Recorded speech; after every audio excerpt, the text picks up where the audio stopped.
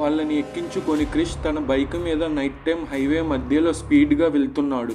ఒక 5 kilometres cross చేశాక hospital వచ్చింది, బైక్ ఆపు అని గట్టిగా వెనకమాల నుండి వాయిస్ వస్తుంది. క్రిష్కి ఆ వాయిస్కి భయము వేసి బైక్ సడన్గా ఆపివేశాడు.